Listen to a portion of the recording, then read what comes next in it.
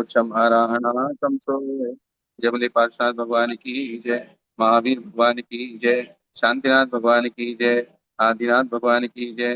वर्तमान शासन नायक श्री महावीर भगवान की जय। परम पूज्य आचार्य शिवकोटि महाराज की जय। आचार्य श्री कुंथु सागर जी, कनक नंदी जी, पद्म नंदी जी गुरुदेव की जय। जनवाणी माता की जय। श्रीमद जैन धर्म की जय। शाश्वती विराजमान आचार्य भगवत श्री वैराग्य रत्न जी महामंदिराज की जय। हे भगवान, आपके श्री चरणों में हम सभी स्वाध्यायी बारंबार त्रियोग शुद्धि पूर्वक नमोस्तु करते हुए आपसे विनती करते हैं। हमारा रत्नत्रय मोक्ष मार्ग उज्जवल होवे, इसीलिए आप हमें देशना दीजिए। नमोस्तु नमोस्तु नमोस्तु आचार्य। गाथा नंबर 127 में चला था मानसिक विनय। जी। कौन सी विनय? मानसिक विनय। तो मानसिक विनय में गुरुओं के प्रति या भगवान आदि के प्रति अपने परिणामों को विकृत नहीं करना, अर्थात जो उनको अनुकूल लगे वैसा व्यवहार उनके सामने करना। अब ये कायिक, वाचिक और मानसिक तीन प्रकार की विनय बताने के बाद अब ये तीनों प्रकार की विनय दो प्रकार की हैं। अर्थात जब गुरु आदि साक्षात सामने होते हैं तब भी ये विनय की जाती है, और जब वे सामने नहीं होते हैं तो उन्होंने जिस प्रकार से हमें आदेश निर्देश दे रखा है हम उसी तरह से उनकी अनुपस्थिति में भी उसी प्रकार से करें। जी, प्रत्यक्ष और परोक्ष। प्रत्यक्ष और परोक्ष। ये ऐसो पचक्को विणो परोक्षो विजु जम गुरुणो विरहम विवट्टिजई आणादित्येस सचर्याये। इस प्रकार ये प्रत्यक्ष विनय परोक्ष विनय भी है। वह है जो गुरु के अभाव में उनकी आज्ञा निर्देश का आचरण करने में की जाती है, यह प्रत्यक्ष विनय है, क्योंकि गुरु के सामने की जाती है। और गुरु के अभाव में जो उनकी आज्ञा का पालन किया जाता है वो गुरु के परोक्ष में होने से परोक्ष विनय है। आप मुमुक्षु हैं, आपको ऐसा ही करना चाहिए और कभी भी उसके विपरीत नहीं करना चाहिए, ये आज्ञा निर्देश है। अर्थात गुरु से जब आप अलग हैं तब गुरु से आज्ञा लेके, और गुरु की आज्ञा का मतलब आज्ञा से अलग हुए तो उनकी आज्ञा में रहने का मतलब यह है कि संग में रहते हुए उन्होंने जो जो आपको चारित्र संबंधी, ज्ञान संबंधी, सम्यक दर्शन संबंधी, तपस्या संबंधी, रत्नत्रय के या उपचार विनय के, या और भी जिस समाज में आपको किस प्रकार से रहना है, व्यवहार में आपको किस प्रकार से रहना है, अपनी साधना किस प्रकार से करनी है, कि जितने भी निर्देश और आदेश संघ में रहते हुए आपको दिए गए थे वही निर्देश और आदेश आपको अलग रहते हुए गुरु के परोक्ष में भी करने हैं। जी। इसी का मतलब होता है आज्ञा में रहना। आज्ञानुवर्ती शिष्य जब लिखते तो इसका मतलब ये होता है कि उनकी आज्ञा में है, उन्होंने बताए हुए मार्ग पर चल रहे हैं। उनकी आज्ञा में मतलब जहां उन्होंने बताया चातुर्मास कर लिया, जहां नहीं बताया वहां चातुर्मास सिर्फ चातुर्मास संबंधित नहीं, या जहां बता दिया वहां विवाह विहार कर लिया, जहां बता दिया जो भी रत्नत्रय संबंधी जितने भी निर्देश हैं, आराधना संबंधी जितने निर्देश हैं, व्यवहार संबंधी जितने निर्देश हैं और निश्चय संबंधी जितने निर्देश हैं, अपराध आदि होने पर भी क्या करना चाहिए, बीमार आदि होने पर भी क्या करना चाहिए, किस प्रकार से जो भी निर्देश दिए गए उन सब निर्देशों पे को उन परोक्ष में रहते हुए भी उनकी आज्ञा समझ के पालन करना। जैसे कि सम्यक दर्शन, सम्यक ज्ञान, सम्यक चारित्र में सदा विहार करना चाहिए, वही बात आ गई ना। सम्यक दर्शन, सम्यक ज्ञान, सम्यक चारित्र में आप विहार कीजिए। न केवल गुरु की ही विनय करनी चाहिए किंतु और किन किन की विनय करनी चाहिए ये भी बता दे रहे हैं। 129। रायणीय आरायणीयेषु अजासु चैव निविगिहि वगे विणयो जाय रियो सो काय वो अपमत्तेण। रत्नत्रय की, रत्नत्रय में जो अपने से उत्कृष्ट हैं, क्या? सभ्य दर्शन ज्ञान चरित्र की अपेक्षा जो आपसे उत्कृष्ट है। इसमें दीक्षा का क्रम अलग है, लेकिन रत्नत्रय में जो अपने से उत्कृष्ट है, रत्नत्रय में जो अपने से हीन है, आरिकाओं में और गृहस्थ वर्ग में, ये विनय जिस योग्य हो प्रमाद रहित होकर सब में करना ही चाहिए। गुरुदेव, यहाँ पर दूसरे संघ के साधु होंगे तो भी उनको भी लागू हो जाएगा, नहीं है? हो सकता है कोई बिहार में कहीं दूसरे संघ के साधु मिल जावे। संघ अलग अलग हो सकता है, संघ तो एक अपनी अपनी आचार्य परंपरा, अपनी अपनी कुल परंपरा, वो अलग चीज है, जी। लेकिन है तो सब रत्नत्रय धारी ना। जी। जी। रत्नत्रय धारी का सम्मान ही करेगा, अपमान नहीं कर सकता, अनादर नहीं कर सकता। ये दूसरे संघ का है, ये हमारे संघ का नहीं है। ये संघ व्यवस्था तो जब अरहत बलि आचार्य ने युग प्रतिक्रमण कराया था तभी बना दी थी कि गुरुदेव सब लोग सम्यक, अपने अपने संघ का पक्षपात करके रहेंगे। जी गुरुदेव, सम्यक ज्ञान सम्यक चरित्र में तो खैर कई बाह्य लक्षणों से समझ में आ जाता है, किंतु सम्यक दर्शन में हमसे उत्कृष्ट है ये कैसा जानेंगे? सम्यक दर्शन में वो तो वही कल जो चर्चा हुई थी वही बात है। हाँ। कल चर्चा हुई थी ना। हाँ, सम्यक भाई दर्शन जैसे का मतलब, हाँ, जो सम्यक दर्शन का स्वरूप करते हुए फिर सम्यक मतलब जो दर्शन। शास्त्र आज वर्तमान में हमारे पास है, अब जिसको जो मानना है उसको वो शास्त्र में नहीं है तो बोले ये शास्त्र मान्य नहीं है। तो वर्तमान में और क्या उपाय है? अब हम यही खोजते बैठे रहे कौन सी सदी का आचार्य है, कौन सी सदी का आचार्य है, कौन सी सदी के बात मान्य है। ये त्रिलोक पंडित, ये त्रिलोक सार है, ये इसमें इस प्रकार से लिखा है, इसमें इस प्रकार से लिखा है। अरे वो कुछ लोग तो धवला जी को भी नेगलेक्ट करके कसाई पाउड को या जयदत्त को या महाबंद को या कोई शास्त्र मानता ही नहीं है, तो इस प्रकार की बातें करेंगे तो कैसे काम चलेगा? हाँ, मतलब वो सम्यक दर्शन वहां पर रहेगा ही नहीं, अगर मानेगा नहीं तो रहेगा नहीं फिर वहाँ। हाँ, तो अब नहीं तो अपन इसको बिंदास बोल सकते हैं ना कि आगम के शास्त्र के अक्षर को भी जो नहीं मानता तो सम्यक दृष्टि कैसे होता है? जी। अगर उसकी विवक्षा हमारी ध्यान में अगर ये आ गया कि जिनेन्द्र भगवान ने जो भी कुछ कहा है वो सब सत्य है, जिनेन्द्र भगवान को छोड़कर जो भी कुछ कहा जाए ठीक है, कोई बात का निर्णय नहीं हो रहा है, साल इतना बुद्धि का छोप सब नहीं है, तो थोड़ी सी नम्रता, थोड़ा सा रिलैक्सेशन बना हमको दिखाई देना चाहिए ना। मतलब सम्यक दर्शन के 8 अंगों का पालन किस प्रकार से कर रही है अगर देखेंगे तो उसका स्वरूप की अपेक्षा से तो फिर उनकी उत्कृष्टता समझ में आ सकती है। हाँ, शास्त्र की जगह शास्त्र हो गया और सम्यक दर्शन का जो स्वरूप है और उसके जो 8 अंग है, इसके अंदर स्थितिकरण है, वात्सल्य है, प्रभावना है, निसंकित है, निकांक्षित है, ये भी तो दिखने में आते हैं ना। बिल्कुल, मतलब उसकी अपेक्षा से तो जरूर निर्णय हो ही सकता है। हाँ, प्रसम संवेग आस्तिक्य अनुपादि जो सम्यक दर्शन के गुण है ये भी समझ में आते हैं। जी। तो ये बहुत सारे उन्होंने थर्मामीटर्स दिए हुए हैं ना, सम्यक दर्शन की जो 25 मल दोष हैं वे भी समझ में आते हैं। जी, मतलब बेसिकली सम्यक दर्शन के गुण दोष की अगर अपेक्षा से देखेंगे तो हमें ये हाँ, तो समझ में समझ आता में है आ कि ये जाएगी उत्कृष्ट है कि नहीं। बस। ठीक। और रत्नत्रय में उत्कृष्ट है, रत्नत्रय में अपने से हीन है, आरिकाओं में गृहस्थ वर्ग में जो विनय कहती है, इसका मतलब कोई हम किसी आरिका है उनका अनादर करें या गृहस्थ है उनका अनादर करें, या रत्नत्रय से जो अपने में हीन है उनका अनादर तो कहीं किसी का लिखा ही नहीं है। मिथ्या दृष्टि का भी अनादर नहीं करना, अनादर करके आप किसको सिखा पाओगे? अनादर अनादर, करके अनादर करते ही उत्तम मार्ग धर्म की तो हानि हो जाएगी सीधे सीधे। बस, अनादर करके आप किसी को उपदेश नहीं दे सकते, आप उपदेश देने लायक ही नहीं बचोगे। जैसे ही आपने किसी का अनादर किया, अनादर करते ही सार आपका उपदेश का अधिकार खत्म है, क्योंकि आपकी बात सुनेगा कौन?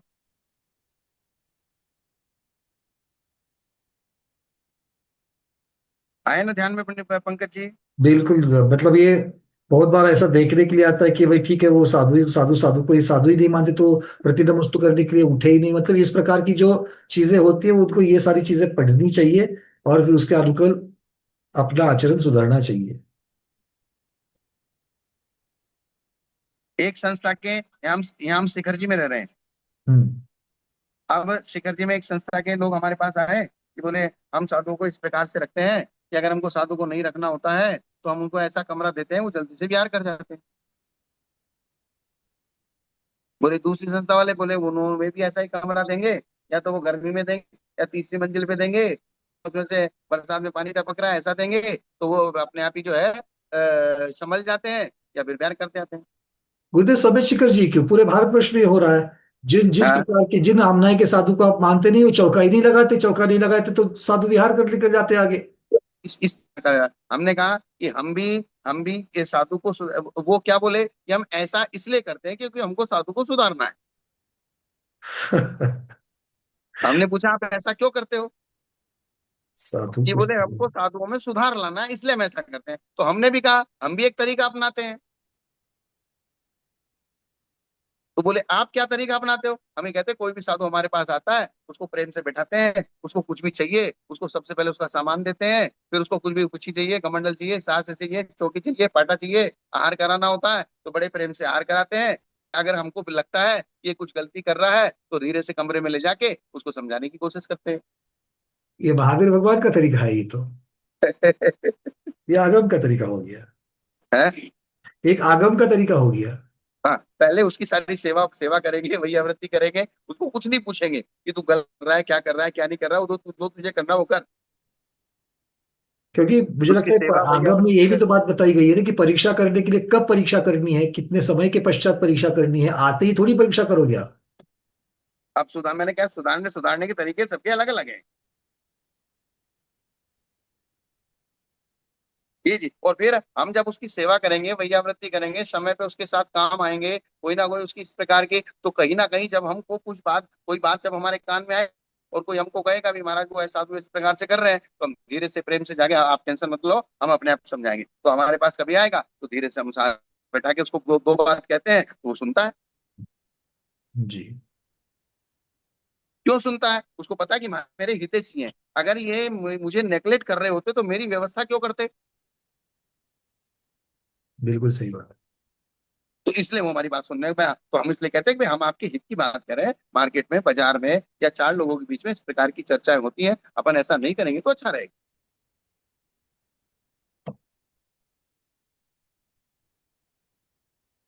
बच्चा भी घर में अगर रोता है तो उसको आप थप्पड़ी मारे जाओ, थप्पड़ी मारे, अरे पहले वो रो क्यों रहा है, उसको जो चाहिए पहले उसको हाथ में दो।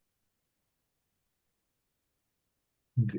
जो चाहता है पहले उसकी इच्छा पूरी करो, बाद में अगर आपको वो नहीं भी करना है तो बाद में धीरे से समझाओ, बोले बेटा देख अपन ने अगर इस प्रकार से करेंगे तो अपना नुकसान हो जाएगा। तो उपगुहन भी होगा, स्थित उपगुहन होगा तो स्थितिकरण होगा। उपगुहन, इसलिए पहला नंबर उपगुहन का है, शुरू के चार बाद के चार, तो पहला नंबर किसका है? निशंकित्व, निकांक्षित्व, इस प्रकार। निसंकित निकांक्षित को तो अलग कर दो, चार को। जी। तो बाद के चार में पहला नंबर किसका है?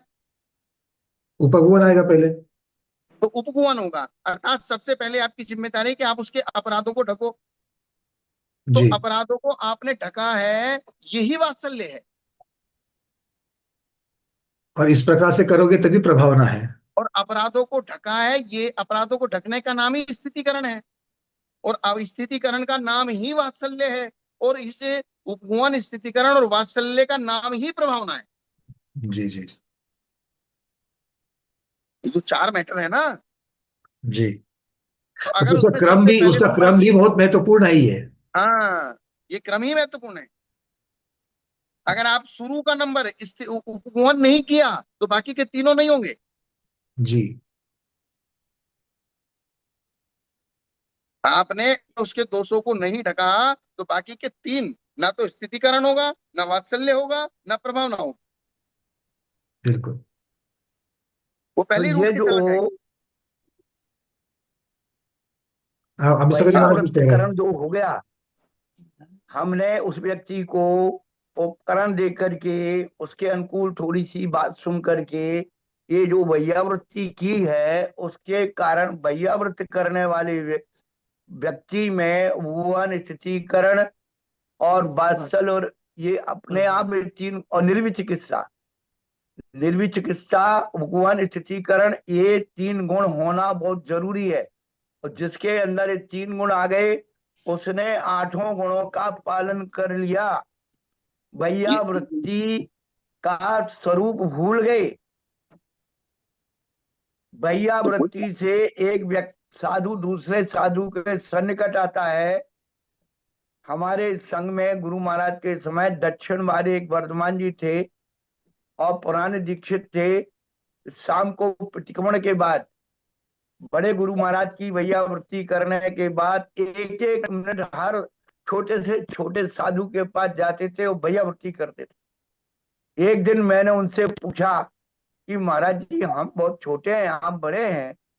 उन्होंने कितनी अच्छी बात कही कि 10 प्रकार की वैयावृत्ति में कहाँ लिखा छोटा बड़ा, आचार्य उपाध्याय से किलान गण कुल संग साधु मनुज्ञानाम, पहली बात।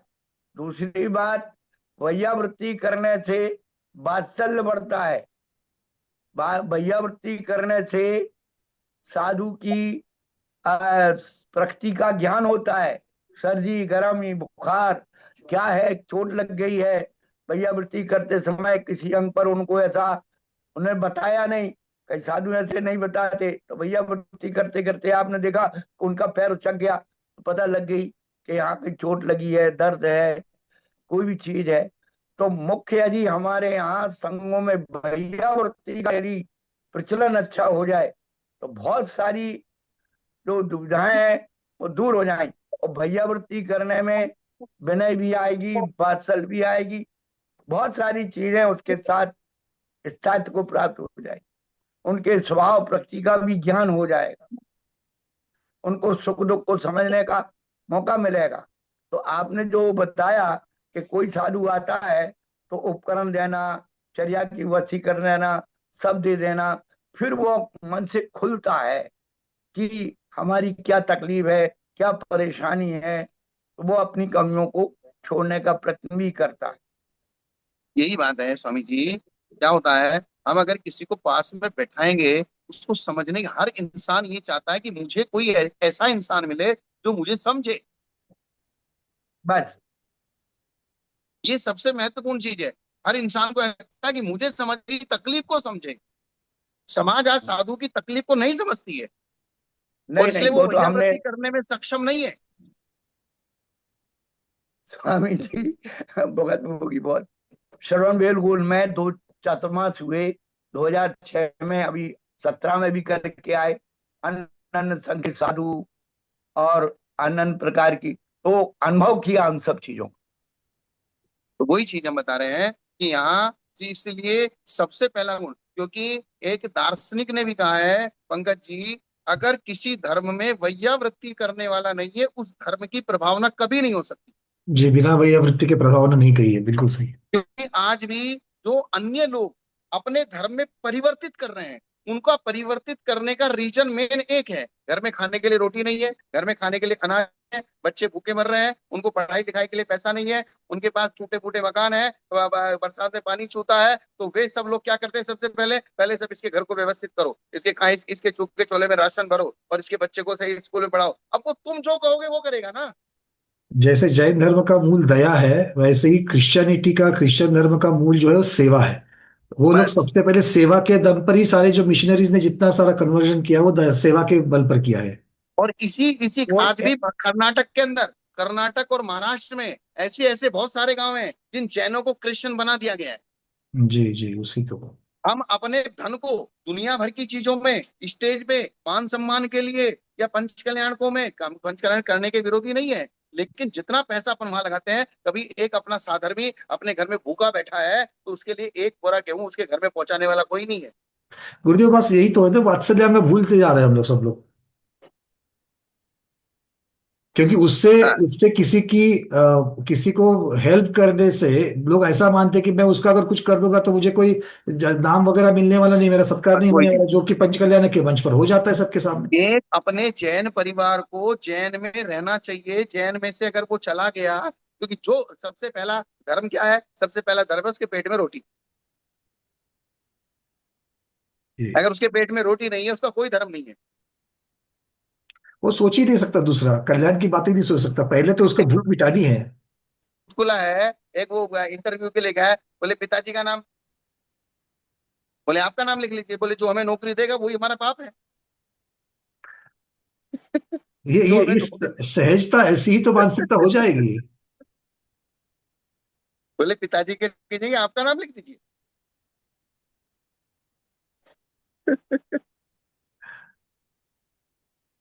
इसलिए सबसे पहली चीज, जितने भी अध्यायी बैठे हैं, अगर आपको अपने आपके नजदीक में, आपके इर्द गिर्द, आपके वातावरण में अगर कोई भी जैनी व्यक्ति असहाय मिलता है, जैनी व्यक्ति अगर कोई परेशान मिलता है, तो सबसे पहले हम अपने धन का उपयोग उस जैनी का उद्धार करने में लगाएं। ये भी एक जीर्णोद्धार है।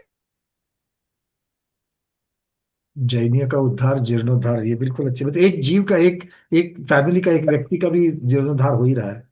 नहीं तो हमारा एक जैन व्यक्ति अगर निकल के अन्य धर्म में चला गया, क्योंकि जिसने पैसा दिया फिर वो उसी की बात मानेगा, तो आपका तो नुकसान हो गया ना।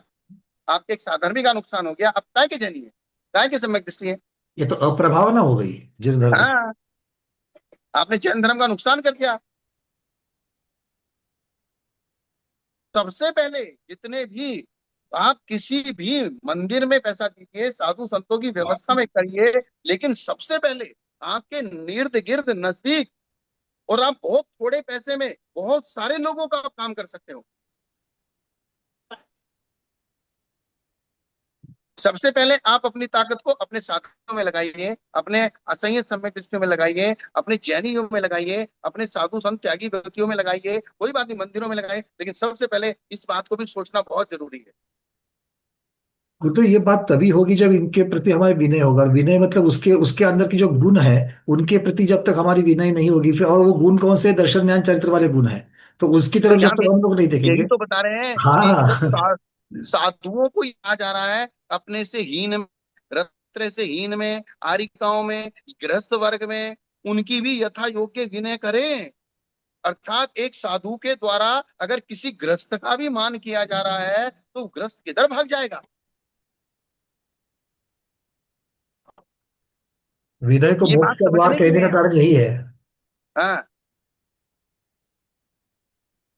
तो इसलिए अब सम्यक दर्शन के गीत गाना अलग चीज है। सम्यक दर्शन, सम्यक दर्शन, सम्यक दर्शन, अरे सम्यक दर्शन के जो 8 अंग है, सम्यक दर्शन के प्रथम सम्यक आस्तिक की अनुकंपा भावना है, सम्यक दर्शन के जो 25 मल दोष हैं, तो ये सारी चीजें तो पहले समझना इनकी जरूरी है।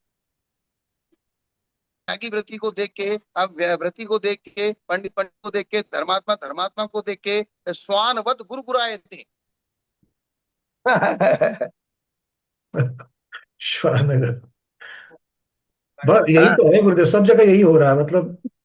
और गृहस्थ भी इसमें पीछे नहीं है। मतलब इसीलिए साधर्मी को देख के स्वानवत गुरगुराए थे, तो कैसे धर्म चलेगा। इसलिए 16 कारण भावना में प्रवचन वात्सल्य पद दिया है। वात्सल्य के साथ प्रवचन शब्द जोड़ा है। कभी हम लोगों ने इस शब्द पर गौर किया, प्रवचन क्यों जोड़ा? हाँ, तो प्रवचन शब्द का अर्थ वात्सल्य क्या है। में, वात्सल्य अंग में गोवत्स सम प्रीति, गाय बछड़े गोवत्स, हमारे पूज्यपाद आचार्य भगवान ने उसका शब्द प्रयोग किया। गाय बछड़े यहाँ के समान प्रीति, प्रीति होना चाहिए। स्वामी जी, तो प्रीति रत्नत्र धारियों का जो मुख्य लक्ष्य था वो प्रीति खत्म हो गई, अब पंथ परंपराओं की प्रीति रह गई। वो भी नहीं है, कुछ गुरु शिष्य में ही कुछ नहीं बचा भैया। अब आप लोग तो अच्छी बात है, जो कुछ करेंगे अच्छी बात है। हम वो उस शब्द पर ले जाना चाहते हैं कि गाय बछड़े का ही उदाहरण क्यों दिया। संसार में बहुत सारे जीव जंतु थे, उनका भी उदाहरण दिया जा सकता था। संसार ले- में गाय ही ऐसा एक जंतु है जो अपने बछड़े को निर्विचिकित्सा रूप से सर्वांग चाटती है जीभ से। और कोई पक्षी पशु अपने जीभ से अपने बछड़े को नहीं चाटती। सूंघ सकती है लेकिन चाटेगी नहीं, केवल गाय का ही एक लक्षण है। पहली बात। दूसरी बात, गाय जब जब जंगल को जाती है तो भारी पैर से जाती है, जब लौट के आती है तो जल्दी जल्दी आती है। और गाय की ये विशेषता है कि वो गली के कोने पर रमाएगी, वहां वो रमाएगी, उसकी आवाज को सुन करके बछड़ा भी यहाँ रमाएगा। जी। ये प्रवचन है, प्रवचन। तो साधर्मी को देख करके जय जिनेन्द्र भाई साहब, जय जिनेन्द्र, जय जिनेन्द्र, छोटे बड़े का भेद नहीं है वहां तो। जिसकी दृष्टि जिस पर पहले पड़ जाए, अरे भैया जय जिनेन्द्र, जय जिनेन्द्र। ये बात सलंग प्रवचन है, प्रवचन। बहुत सुंदर। इसलिए हम हमेशा यही कहते हैं कि कोई भी चीज करो, सबसे पहले मन में निर्मलता हो, मायाचारी से रहित बना हो, छोटे बड़े का भेद अपने दिलो दिमाग से हटा दीजिए, क्योंकि आगम में और शास्त्र में लिखा है कि छोटा 8 साल का दीक्षित ज्ञान को प्राप्त करके मोक्ष चला जाएगा, और 100 साल का दीक्षित यहीं बैठा रहेगा। और 100 साल का दीक्षित भी केवल ज्ञान को प्राप्त कर सकता है, छोटा छोटा भी रहेगा। तो यहाँ विवक्षा है, छोटा छोटा है, बड़ा बड़ा है, बड़ा भी छोटा है और छोटा भी बड़ा है, और छोटा बड़ा है और बड़ा भी छोटा चारों भंग, है। चारों भंग बन जाएंगे उसके। हाँ, कैसे बना लीजिए। मूल सिद्धांत ये है कि व्यवहार, व्यवहार की अपेक्षा कौन छोटा बड़ा है, ये व्यवहार की अपेक्षा है। परिणामों की अपेक्षा कौन छोटा बड़ा है, ये अलग विवक्षा है। रत्नत्रय की अपेक्षा कौन छोटा बड़ा है, तपस्या की अपेक्षा कौन छोटा बड़ा है, और सबसे छोटा और बड़ा तो, सबसे बड़ा तो वो है जो जितनी जल्दी मोक्ष चला जाए। बिल्कुल, पुरुषार्थ तो वही है। बस, इसलिए क्या है, सबसे पहली चीज हमारे मनों में एक बहुत शांति भाव और निर्मल भाव और चारों तरफ से एक सहज भाव उत्पन्न हो जाना चाहिए।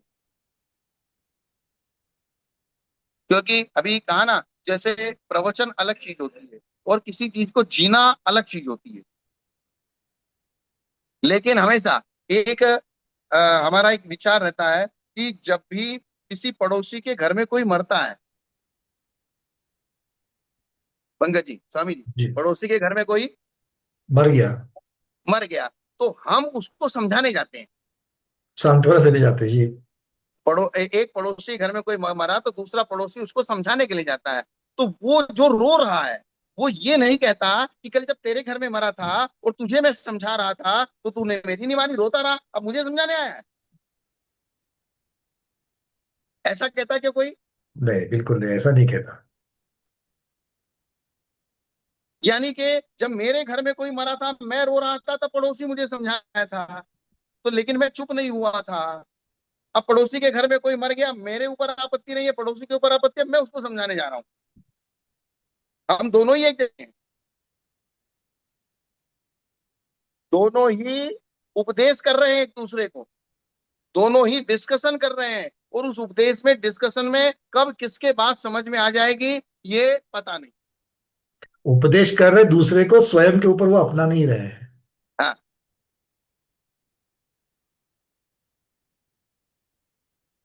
लेकिन जैसे कुछ चीजें ऐसी होती हैं, कोई साधु कितना भी परिग्रह इकट्ठा करे, लेकिन उसको स्टेज पे बिठा दीजिए, आकिंचन धर्म का उपदेश करो, आप परिग्रह महाव्रत का उपदेश करो, उपदेश क्या करेगा?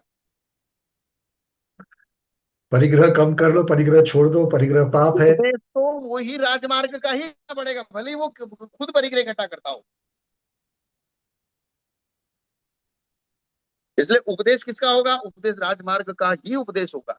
और वो उस राजमार्ग के उपदेश को अगर हम उसके अहोभाव से सुनने लगे, तो हो सकता है वो अहोभाव उसके अंदर से परिग्रह भावना को कम कर दे। बात की गहराई को समझ रहे पंकज जी? बिल्कुल, चिंतन उसी के ऊपर मेरा जा रहा था कि सिर्फ ऐसा इस कहने मात्र से नहीं होगा, उसकी जो भाववासना करेंगे तब बिल्कुल जाकर के आप बात पहुंच अगर जाएगी वहां। किसी किसी प्रवचन सभा में बैठा हुआ व्यक्ति खड़ा हो गया, अरे महाराज काहे को बड़ी बड़ी बातें कर रहे हो, हमको पता है आप क्या करते हो। अगर किसी ने भी सभा के बीच में खड़े होकर ऐसा कह दिया, तो उससे क्या हो जाएगा? हम यही कह रहे हैं कि उनके दुर्गुणों पे उपगमन करते हुए अगर वे उपदेश दे रहे हैं, हाँ यार महाराज बहुत बढ़िया उपदेश कर रहे हैं, इस प्रकार से कर रहे हैं, आज हमने महाराज का उपदेश सुना महाराज, तो ये कभी कभी ये बातें जो हम अहोभाव रखेंगे उनके प्रति, ये अहोभाव ही उनके अंदर ग्लानि भाव पैदा कर देगा। कभी तो उनको अंदर झांकने के लिए प्रवृत्ति मिल जाएगी। है? हाँ, तुम्हारा श्रद्धा भाव उन मुनि महाराज के प्रति, उनके अंदर जो उन्होंने अपराध कर रखे हैं, वे उसमें ग्लानि भाव को प्राप्त हो जाएंगे। ये भी उपवन अंग का एक तरीका है? है?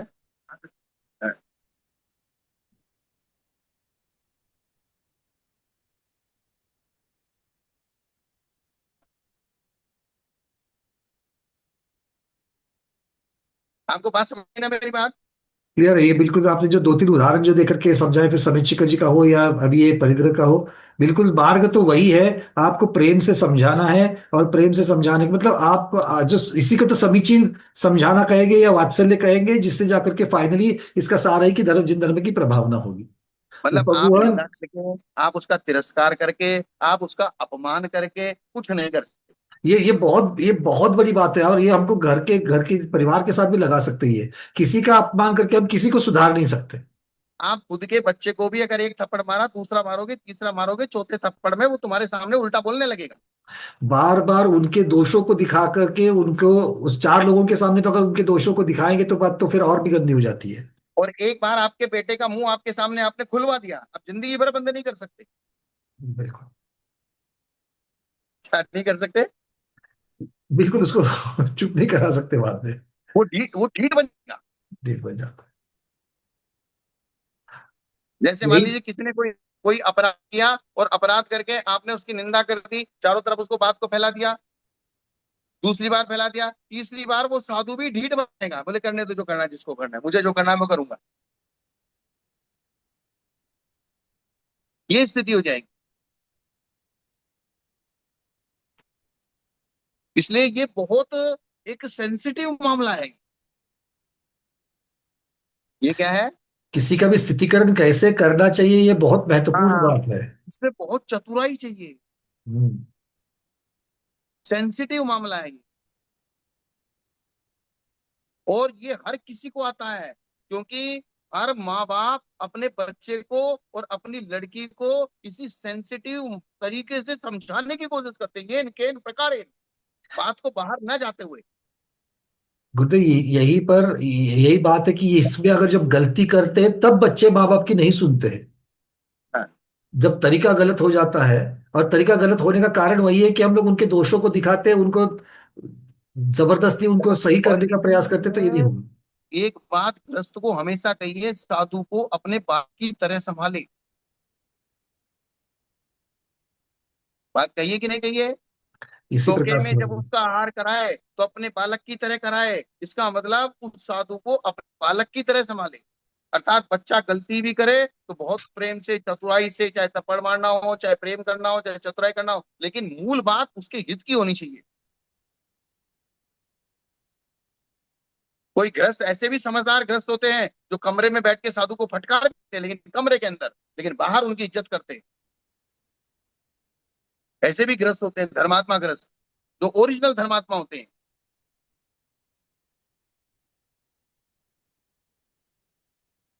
वो माँ बाप का फर्ज निभाते हैं उस साधु के प्रति भी।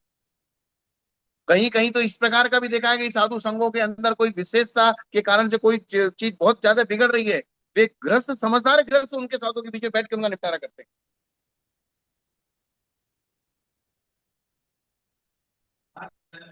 लेकिन बाहर नहीं जाने देते उसको। जैसे ही बाहर आ जाएंगे, महाराज का जय जयकार लगाएंगे। वो जैसे ही कमरे के अंदर जाएंगे तो उनको अपने तरीके से समझाएंगे। तो जब वही गृहस्थ जब बाहर उनका जय जयकारा लगाएगा, तो वो गृहस्थ उस साधु को समझाने का भी अधिकारी है। इसी को वात्सल्य भी कहते हैं। अगर आपके अंदर ये गुण नहीं है, आप कुछ नहीं कर पा रहे हो, तो आप शांत हो जाइए, मौन हो जाइए, उस रास्ते से थोड़ा सा साइड में हो जाइए। उसको अगर दुलारू आप बन। अपने आप को कैपेबल नहीं समझ पा रहे हो, नहीं तो बात बिगड़ जाएगी। नहीं तो और ज्यादा बात बिगड़ जाएगी। और ये चीजें तो ऐसी है, एक ने देखी तो वही ठीक, दो ने देख ली तो दो तक ही रहने दो।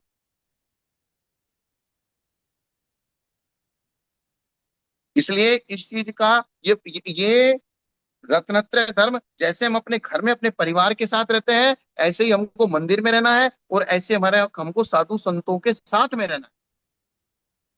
उनको अपना बच्चा समझ के, यानी कि उनके उनका नुकसान ना हो जाए उसमें अपना बालक समझे। और बच्चा जब कलेक्टर बन जाता है तो बाप तो छोड़ के ही खड़ा है, भाई कलेक्टर तो यही है, मैं थोड़ी करूँ।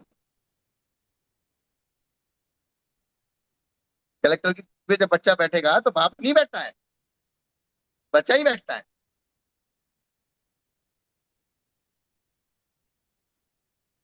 समझ में आई होगी सब लोगों को मेरी विवक्षा है, मैं क्या कह रहा हूँ? चेहरे से तो यही लग रहा है।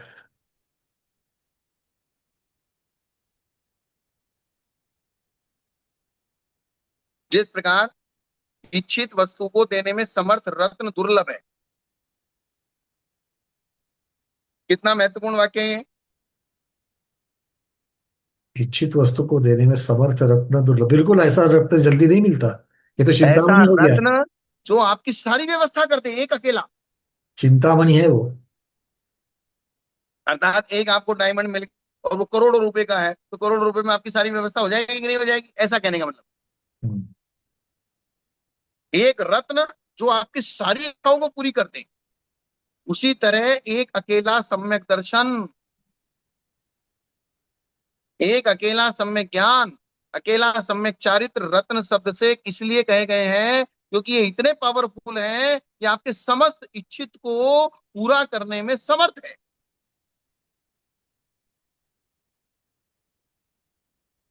क्या? बिल्कुल, ये तीनों तीनों में से एक एक भी, एक रत्न त्रय मतलब तीनों को भी रत्न कहा है, और इसमें से प्रत्येक रत्न जो है वो हमारी इच्छित सब चीजों को देने में समर्थ है, हमारे ऐहिक भी और पारमार्थिक भी दोनों। मुनि महाराज कुछ कहना चाहते हैं? हाँ, सुनीत सागर महाराज जी ने एड्रेस किया है शायद।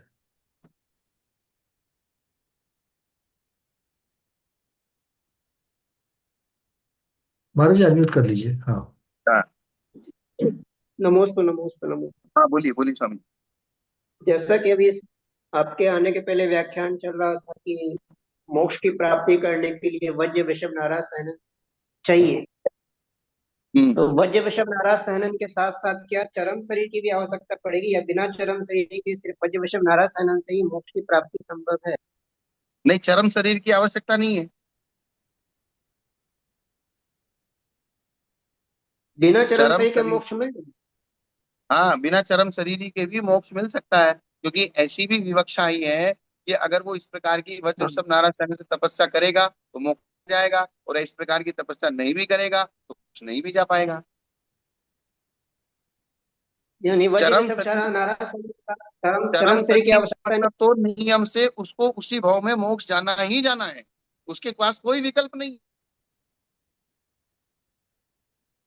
तो ये अंजन चोट जैसे जीव हुए या चारुदत्त जैसे जीव हुए, क्या इनके पास ये वज्र वैसे नारायण सहनन शरीर था या चरम शरीर था इनके पास, या वज्र दोनों में से सब कोई नाराज नहीं? सेनन, वज्र सब नाराज सेनन था, वज्र सब नाराज सेनन जरूरी है,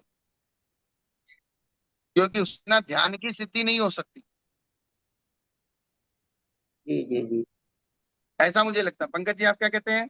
गुरुदेव, मेरे को लगता है कि अगर दो चीजें की कॉम्बिनेशन से जो बन रहा है, क्योंकि अकेला वज्र वृषभ नाराज सहनन है और चरम शरीर नहीं है, तो सातवें नरक भी जाया जा सकता है। हाँ तो वज्र वृषभ नाराज सहनन ये मोक्ष के लिए भी कारक है और सातवें नरक के लिए भी कारक है, किंतु हाँ चरम शरीर जब होगा तब तो नियम से वज्र वृषभ नाराज सहनन होगा ही होगा और मोक्ष भी हाँ, होगा। चरम शरीर के साथ वज्र सब नाराज सेनन होगा, और उसी पर्याय में वो नियम से मोक्ष जाएगा। लेकिन अगर वज्र सब नाराज सेनन है तो मोक्ष जा भी सकता है और नहीं भी जा सकता। तो चरम शरीर का अविनाभावी कर सकते हैं वज्र वृषभ नाराज सहनन को, किंतु उल्टा नहीं ले, कर सकते, लेकिन वज्र सब का चरम के साथ अविनाभाव नहीं कर सकते। नहीं कर सकते। ऐसा। हाँ, ठीक है ना स्वामी ठीक जी? है। जी जी जी। हाँ। तो इस प्रकार से जिस प्रकार इच्छित वस्तु को देने में समर्थ रत्न दुर्लभ है, उसी तरह सम्यक दर्शन, सम्यक ज्ञान, सम्यक चार्य रत्न शब्द से कहे गए। क्यों कहे गए हैं? अतः जो उत्कृष्ट श्रद्धा आदि परिणामों से युक्त है तथा अपने से न्यून रत्नत्रय से युक्त है। अब सम्यक दर्शन क्या चीज है? सम्यक दर्शन है आत्मा का श्रद्धा रूप परिणाम, और यही यही बात रुचि रूप परिणाम, यही बात इष्टोपदेश में पूज्यपाद स्वामी ने कही है। इत चिंतामणि दिव्य इत पिन्याक खंडकम। एक चिंतामणि रत्न है और एक तरफ खली का टुकड़ा है। आप अपने परिणामों से चिंतामणि रत्न को प्राप्त कर सकते हो और अपने परिणामों से खली के टुकड़े को प्राप्त कर सकते हो। परिणाम सबसे बड़ा इसलिए धवला जी में कहा है कि जिसका परिणाम शुभ है वो वास्तव में चलता फिरता तीर्थ है। जिसका परिणाम निर्मल है, निर्मल परिणाम वाला, शुभ परिणाम वाला अगर व्यक्ति मिलता है तो समझ लीजिए आपको ईंट पत्थर के तीर्थ की अपेक्षा चलता फिरता तीर्थ मिल गया, क्योंकि उस शुभ परिणामों के निमित्त से ही ये तीर्थ बने हैं। क्या पंकज जी? तीर्थ बनने में शुभ परिणाम ही उसके सहायक है, उसी की वजह से बने, वही तो हाँ, गुण है उनके। तो बाकी तो ईंट पत्थर है। जी। तो उनको तो उपचार से तीर्थ का है, इनको जो सम्मेद शिखर है, चंपापुर है, पावापुर है, कैलाश पर्वत है, अयोध्या जी है, ये उपचार तीर्थ हैं। तो ओरिजिनल तीर्थ कौन है? चलते फिरते तीर्थ तो पहले जिन्होंने पंचतत्व इन गोष्ठी। तीर्थों को बनाया है। जी। जिनके आने से ये तीर्थ बने हैं। अगर वे नहीं थे तो ये तीर्थ बनते क्या? बिल्कुल, मतलब तीर्थंकर के निमित्त से वो भूमि बनी है। सिद्ध भगवान जो केवली हुए हैं उनकी जो अंतिम वहां पर हुए हैं, अगर केवली भगवान नहीं आते, अगर पार्षद भगवान वहां पर नहीं आते तो स्वयं वो जो टोक है वो टोक नहीं बनती। तो इसका मतलब महत्वपूर्ण क्या हुआ? जो निमित्त है उसके लिए जो वो जो तीर्थ बनाने वाले हैं वो महत्वपूर्ण है। इसलिए महत्वपूर्ण सबसे बड़ा तीर्थ है रत्नत्रय। रत्नत्र। तो वो रत्नत्रय अगर रत्नत्रय धारी अगर हमको मिल जाए तो ये समझना हमको साक्षात तीर्थ मिलेगा। जी जी बिल्कुल। और इसीलिए उसके साधु को तीर्थ ही कहा है, चलते फिरते तीर्थ हाँ, ही कहा है। जो उत्कृष्ट श्रद्धान आदि परिणामों से युक्त है, अपने से न्यून न्यून रत्न से युक्त है, उसकी विनय करना चाहिए। अथवा आदि दीन उमरादि निगेशु, ऐसा पाठ होने पर अपने से जो व्रतों में ज्येष्ठ है अथवा जो कनिष्ठ है उसकी भी विनय करनी चाहिए। शेष गाथा सुगम है। पंडित दादा जी ने अपनी टीका में ये पाठ रखा है, अपने से रत्नत्रय में अधिक या समान सा, या अपने से हीन रत्नत्रय वाले। और लिखा है कि अन्य टीकाकार इसका अर्थ इस प्रकार करते हैं, राति का अर्थात अवम, राति का अर्थात जो अपने से तप में एक रात भी छोटे बड़े हैं, अर्थात दीक्षा एक दिन पहले भी जिनकी हुई है, पहले दिन 12 घंटे पहले एक की दीक्षा, 12 घंटे बाद दूसरे की दीक्षा हुई,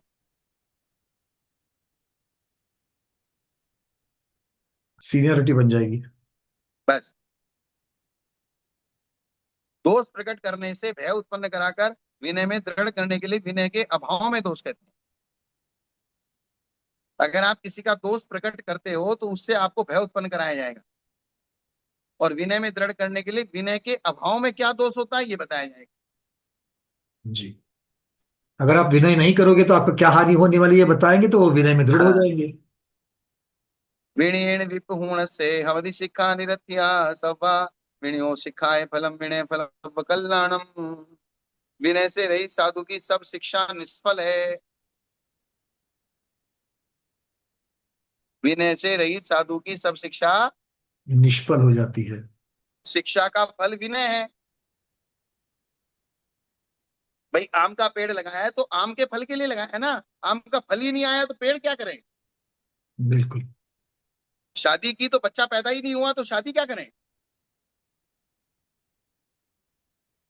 वैसे ही गुरुदेव, हमारे यहाँ जैसे शिक्षा का फल विनय है, वैसे ही ज्ञान का फल चारित्र होना चाहिए। अगर चारित्र नहीं बन पा रहा है, अगर अनुव्रत नहीं ले रहे, तो कितने 6-7 वर्षों से क्या 10 वर्षों से अगर स्वाध्याय करें तो क्या फायदा हो जाएगा।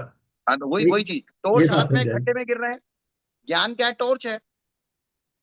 स्वाध्याय ये समझ में आ रही की बातें क्या हो रही है। हाँ, जैसे शिक्षा और विनय के साथ में लगा रहे हैं यहाँ पर। कार्य कारण, कार्य करते जा रहे कारण है, कारण है, कारण है, और कार्य नहीं हो रहा है, तो कार्य नहीं हो रहा है तो कारण के क्या फायदा हो जाएगा हमारा। एक चीज और हो रही है पंकज जी, ये जितने भी स्वाध्याय बैठे हैं ना, और जितने भी हम समझाने वाले बैठे हैं, अभी तक इनको जो इनकी अवस्था है उस रूप में इनको व्रत बताने वाले ही नहीं मिल रहे, बहुत इसलिए भी ये कंफ्यूजन। डरते हैं। मुझे कल ही एक मैसेज आया था, एक दीदी है मुंबई की, उनके पास से मैसेज आ गया था। इतना मतलब बरसों से सारे व्रत पाल रहे हैं किंतु अभी तक अनुव्रत नहीं हुए। क्यों नहीं हुए? तो समझाने वालों ने इस प्रकार से अलग अलग चीजें बताई है हाँ, कि वो उससे भ्रमित होकर के। तो इसीलिए अब उस दिन जो आपने उसकी पन्नालाल साहित्याचार्य की जो टीका है, या आचार्य विद्यासागर महाराज जी की जो टीका है, जहां पर ये दो टीकाओं में हमने पाया कि वो, फिर आपने ये भी एक तो बता ही दिया था, और एक हमने पाया कि संसार शरीर भोग निर्विन्ना का अर्थ व्रत किया है। और ये बाकी की कोई टीका भी वहां पर नहीं है, उन्होंने तो सिर्फ वैराग्य की अपेक्षा से वर्णन किया है। ये जब समझ में आते हैं, आगम का प्रमाण मिलता है, तो फिर अपने आप जीव जो है। और हमने वही किया कि इनको पढ़ो, ये क्योंकि अच्छे स्वाध्यायी है वो, किसको पढ़ो। आपको किसी को सुन करके फिर भ्रमित होने की जरूरत ही नहीं पड़ेगी। मतलब जब ये व्रत हाथी पालता है, महामत्स्य पाल सकता है पानी में रह के, तो हम इंसान होके सारी सुविधाओं में रह के व्रतों का पालन क्यों नहीं कर सकते? बस अज्ञानता है और कुछ नहीं। तो इसका मतलब हमको जो उपदेशक मिल रहे हैं वो हमको उलझाए जा रहे हैं,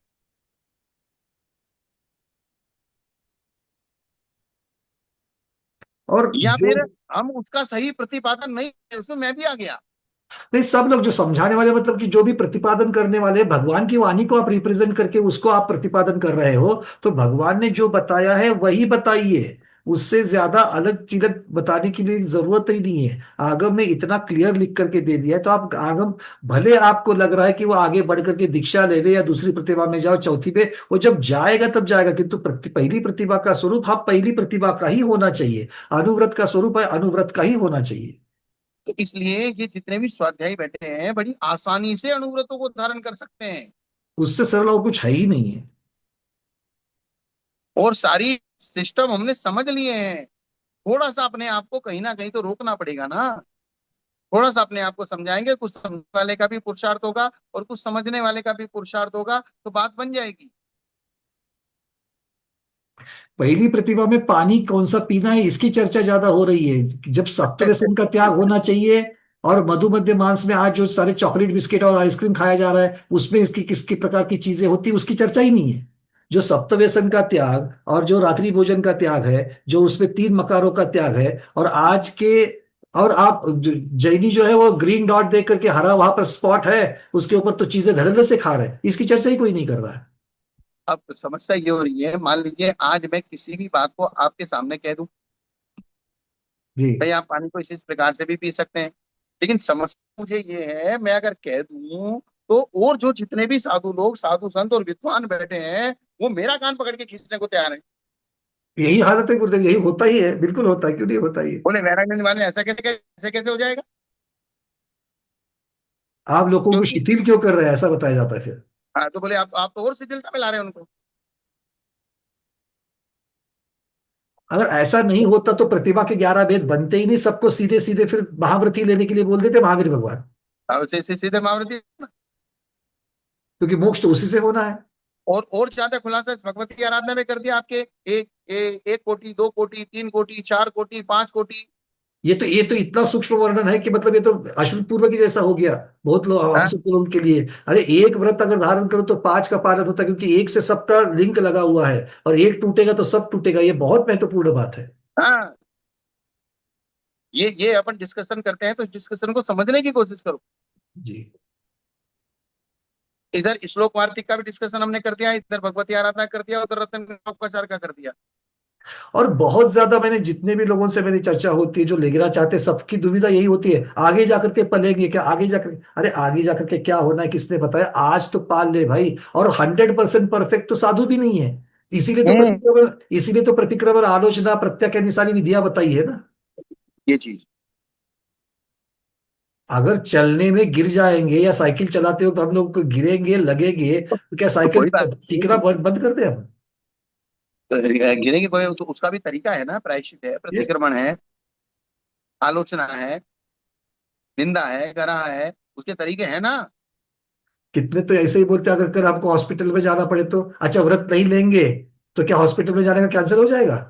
तो ये भी तो सोचो ना थोड़ा सा। ये चीज, इन नहीं, साधु की सब शिक्षा निष्फल है, क्योंकि पूर्व में कही गई 5 प्रकार की विनय शिक्षा का फल है, और उस विनय का फल सर्व कल्याण है, कि सब लौकिक अभ्युदय और मोक्ष रूप कल्याण उसका फल है। अर्थात विनय से मान होता है, ऐश्वर्य होता है, आदि सब इंद्रियजन्य और अतीन्द्रियजन्य जितने भी सुख है वो सब विनय से मिलते हैं। विनय मोक्ष का द्वार। ये अगली है, एक और गाथा और पढ़ देता हूँ। जी। विनिमुखता रमणीया तो संयमो तमो नाणम, विनयेण रहिष्ये आयर्यो सब संगो ये। विनय मोक्ष का द्वार है। विनय से संयम तप ज्ञान की प्राप्ति होती है। विनय से आचार्य और सर्व संग अपने वश में रहता है। तो आचार्य अगर अपने वश में रहने का मतलब यह है कि आचार्य के अंदर जो है वो सब उलट के हमारे अंदर आ जाएगा। इसका मतलब क्या है? अगर आचार्य हम और किसी सर्व से, संग अपने वश में किया जाता है। हाँ, इसका मतलब क्या है कि अगर कोई साधु के प्रति हम विशेष भक्ति और विशेष विनय करते हैं तो उसका दिमाग का सारा मैटर हमारे दिमाग में ट्रांसफर हो जाता है। बिल्कुल, क्योंकि आचार्य और संघ की अगर आपके ऊपर अनुकंपा हो जाती है, कृपा हो जाती है, तो अपने आप वो हो ही जाएगा। मैंने तो यहाँ तक देखा है, जिस प्रकार से कोई विशेष भक्तिमान शिष्य हो तो उसकी शकल सूरत भी गुरु की जैसी हो जाती है। बिल्कुल होता होगा, बिल्कुल। एक गुरु का जो वात्सल्य एक होता है मानसिक ना, वो वाइब्रेशन कुछ होता है। अलग ही होता है, गुरु का वात्सल्य कुछ अलग ही होता है, ये बात सही है। हाँ, जैसे माँ बाप की छाया बच्चे में आ जाती है ना, हाँ, तो गुरु की भी आ जाती है। ऐसे गुरु की तो गुरु भी उसको पैदा करता है ना। जब तो शिष्य, शिष्य तो जब तभी तो वो हुआ। द्विज बनता है। हाँ, द्विज बनता है, द्विजन्मा बनता है। तो उसकी चाल ढाल में, उसके बोलने में, उसके बोलने के तरीके में, सब चीज में गुरु की छाया आ जाती हाँ, ये है। बात पक्की है। शिष्य में तो शकल में भी आती है। और शिष्य जब वो गुरु के नाम से पहचाना जाता है कि ये उस गुरु का शिष्य है, तो शिष्य के लिए तो और भी 4 अंगुल ऊपर चलना चालू हो जाता है फिर। बस वही चीज। क्योंकि उसके लिए दुनिया का सबसे बड़ा पुरस्कार वही है कि वो अपने गुरु के नाम से जाना जाए कि ये उस गुरु का शिष्य है। वही चीज। ठीक है ना पंडित जी, जी पंकज गुरुदेव। जी। नहीं गुरुदेव, हमने फिल्टर लगाया, हमने बताया आपको, चलिए। तो आज के स्वाध्याय को गुरुओं के श्री चरणों में बारंबार नमोस्तु वंदनामि इच्छा का करते हुए यही पर समापन करते हैं। जैनम जयतु शासनम, जैनम जयतु शासनम, जैनम जयतु शासनम। आज विजया टोरिया दीदी ने हाथ ऊपर किया है, शायद आपने इष्टोपदेश की जब गाथा बताई थी तब शायद हाँ उनको वो कुछ बता ना। याद आया होगा। दीदी हमने अनम्यूट किया है, बोलिए आपकी हाँ बोलिए बोलिए बोलिए। गाथा, बोलिए अगर कुछ याद आया आपको। नमस्ते आचार्य भगवान, भाई साहब, सादर प्रणाम, सादर वंदना। मुझे वो परिणाम की जब बात चली थी ना, जब गाथा श्लोक याद आया था आत्मानुशासन का, जो कि गुणभद्र आचार्य ने लिखा है। बोल दो 2 मिनट में। हाँ हाँ बोलिए बिल्कुल, बोलिए बोले, इसी के लिए आपको खोला है, बोलिए। परिणाममेव कारणमावो खलु पुण्य पापयो प्राज्ञः, तस्मात् पापापचयः पुण्योपचयश्च सुविधेयः। सादर बहुत प्रणाम सुंदर, भाई साहब। बहुत सुंदर। बहुत सुंदर।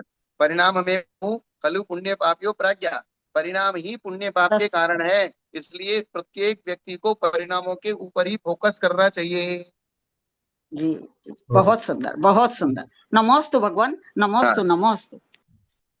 इतनी सुंदर गाथा के साथ में आज के स्वाध्याय को गुरुओं के श्री चरणों में बारंबार नमोस्तु वंदना इच्छा का करते हुए यही पर समापन करते हैं। जैनम जयतु शासनम, जैनम जयतु शासनम, जैनम जयतु शासनम। नमोस्तु नमोस्तु नमोस्तु आचार्य भगवान, नमोस्तु आचार्य मुनि श्री, नमोस्तु भगवान, नमोस्तु। अतः प्राणिक स्वाध्याय निष्ठापन क्रियायाम शुद्ध भक्ति कायोत्सर्गम करोम्यहम्।